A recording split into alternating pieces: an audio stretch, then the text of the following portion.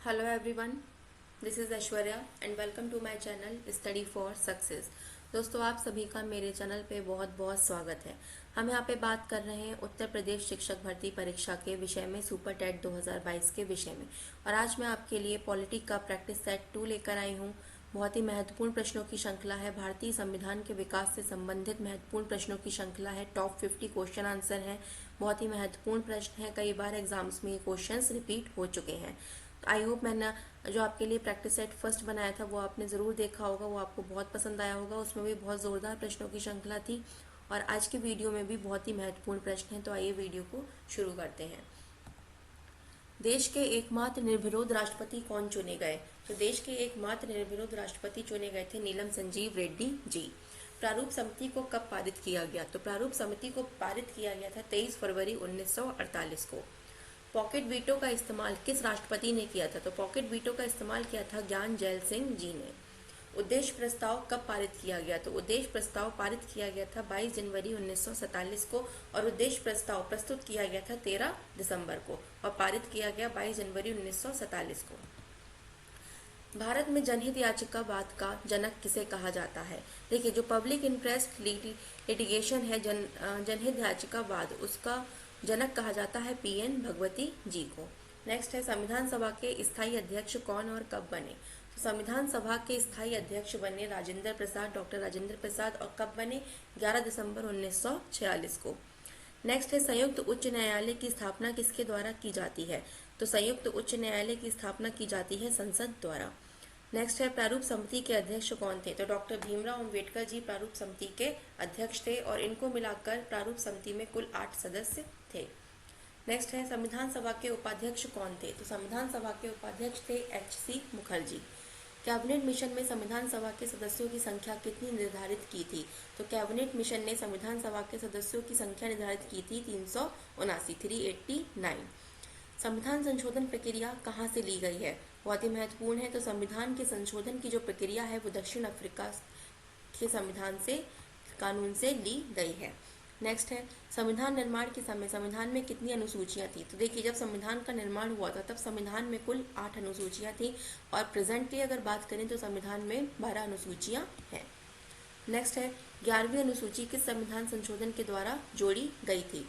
तो जो 11वीं अनुसूची है वो 73वें संविधान संशोधन के द्वारा 1992 में जोड़ी गई थी। 73 संविधान संशोधन और 1992 में।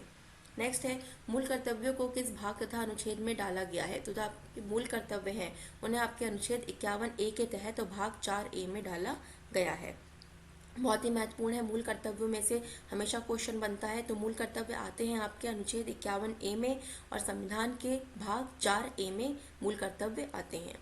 नेक्स्ट है, 10वीं अनुसूची किस संविधान संशोधन के द्वारा जोड़ी गई थी? तो 10वीं अनुसूची 92 संविधान संशोधन 1985 में जोड़ी गई थी और 10वीं अनुसूची का जो संबंध है वो है आपके दल विदल विधेयक से। भारतीय संविधान में अनुसूचियों की संख्या कितनी है? तो भारतीय संविधान में अनुसूचियों की संख्या है 12 अनुसूची। नेक्स्ट है, किस अनुसूची में पंचायती राज व्यवस्थाओं का वर्णन किया गया है? देखिए, पंचायती राज व्यवस्थाओं के बारे में बताया गया है आपकी 11वीं अनुसूची में। भारत की 22 भाषाओं का उल्लेख किस अनुसूची में मिलता है? तो भारत की जो 22 भाषाएं हैं उनका उल्लेख मिलता है 8वीं अनुसूची में। 92 संविधान संशोधन द्वारा कौन सी भाषाएं जोड़ी गई? तो देखिए, 92 संविधान संशोधन के द्वारा जोड़ी गई हैं बोडो, डोगरी, मैथिली और संथाली। इसको आप शॉर्ट में याद कर सकते हैं BDMS के रूप में। B से बोडो, D से डोगरी, M से मैथिली और S से संथाली, BDMS। नेक्स्ट है, केंद्र और राज्य के बीच शक्तियों का बंटवारा किस अनुसूची के अंतर्गत आता है? तो देखिए, केंद्र और राज्य के बीच में जो शक्तियों का बंटवारा किया गया है वो आपके रखा गया है 7वीं अनुसूची के अंतर्गत। नेक्स्ट है, अवशिष्ट शक्तियों को केंद्र को सौंपने का लक्षण लिया गया है। देखिए, जो अवशिष्ट शक्तियां हैं वो केंद्र के पास ही रहेंगी। ये प्रावधान कहाँ से लिया गया? ये लिया गया है कनाडा के संविधान से। नेक्स्ट है, 7वीं अनुसूची में किस प्रकार की अनुसूचियों का वर्णन है? तो 7वीं अनुसूची में आपकी 3 प्रकार की अनुसूचियां आती हैं, संघ अनुसूची, राज्य सूची और संवर्ती सूची। संघ सूची में वो विषय आते हैं जिन पर सिर्फ केंद्र कानून बना सकता है, राज्य सूची में वे विषय आते हैं जिन पर राज्य कानून बना सकता है और संवर्ती सूची में वे विषय आते हैं जिन पर संघ और राज्य दोनों कानून बना सकते हैं। नेक्स्ट है, किस अधिनियम द्वारा भारत का गवर्नर जनरल पद सृजित किया गया था? तो देखिए, 1833 का जो चार्टर एक्ट था, इस एक्ट के अधिकृत ही भारत में गवर्नर जनरल का पद बनाया गया था, सृजित किया गया था। नेक्स्ट है, किस अनुसूची में अनुसूचित क्षेत्रों, अनुसूचित जनजातियों के बारे में वर्णन किया गया है? तो देखिए, जो हमारे संविधान की 5वीं अनुसूची है उसमें अनुसूचित क्षेत्रों और अनुसूचित जनजातियों का वर्णन किया गया है। नेक्स्ट है, हम भारत के लोग जैसी शब्दावली का उल्लेख संविधान में कहाँ किया गया है? देखिए, हम भारत के लोग हैं ऐसी शब्दावली का उल्लेख संविधान के प्रस्तावना में किया गया है। न्यायिक समीक्षा की अवधारणा कहाँ से ली गई है? तो जो न्यायिक समीक्षा की अवधारणा है, न्याय की जो प्रणाली है, वो अमेरिका के संविधान से ली गई है। बंगाल के पहले गवर्नर कौन थे? तो बंगाल के जो पहले गवर्नर थे वो थे वारन हेस्टिंग। राष्ट्रपति किस अनुच्छेद के द्वारा दोनों सदनों की संयुक्त बैठक बुलाता है? देखिए, राष्ट्रपति एक अनुच्छेद 108 के तहत दोनों सदनों की संयुक्त बैठक को बुला सकता है। दोनों सदन, उच्च सदन और निम्न सदन, जिसे हम राज्यसभा और लोकसभा भी कहते हैं, तो ये अनुच्छेद 108 के अंतर्गत आता है। देखिए, भारत के प्रथम वायसराय कौन थे? तो भारत के प्रथम वायसराय थे लॉर्ड कैनिंग। दल विदल विधेयक से संबंधित प्रावधानों का उल्लेख मैं आपको ऑलरेडी बता चुकी हूँ। तो जो दल विदल विधेयक है वो आपका सीधे संबंधित है 10वीं अनुसूची से। 14 वर्ष से कम आयु के बच्चे कारखाने में काम नहीं कर सकते, किस अनुच्छेद के द्वारा कहा गया है? देखिए, 14 वर्ष से कम आयु के बच्चों को कारखानों में काम करने पर मनाही है, ये आता है आपके अनुच्छेद 24 के अंतर्गत। अनुच्छेद 24 में साफ साफ इसको वर्णित किया गया है कि जो 14 वर्ष से कम आयु के बच्चे हैं वे कारखाने में काम नहीं कर सकते हैं। नेक्स्ट है, वायसराय का पद कब सृजित किया गया? तो देखिए, 1858 का भारत शासन अधिनियम के द्वारा 1858 के भारत शासन अधिनियम के द्वारा वायसराय का पद सृजित किया गया था। नेक्स्ट क्वेश्चन है, सर्वोच्च न्यायालय के प्रथम मुख्य न्यायाधीश कौन थे? तो देखिए, हीरालाल जी कानिया सर्वोच्च न्यायालय के पहले मुख्य न्यायाधीश थे। भारतीय संविधान का सबसे बड़ा स्रोत क्या है? भारतीय संविधान का सबसे बड़ा स्रोत है 1935 का भारत शासन अधिनियम। नेक्स्ट है, पंचायती राज संस्थाओं को संवैधानिक मान्यता हेतु किस समिति ने सिफारिश की थी? तो देखिए, पंचायती राज संस्थाओं के लिए संवैधानिक मान्यता के लिए लक्ष्मी मल सिंघवी जी ने सिफारिश की थी। 1935 के अधिनियम को किसने दास्ता का अधिकार पत्र कहा? तो पंडित जवाहरलाल नेहरू जी ने 1935 के अधिनियम को दास्ता का अधिकार पत्र कहा था।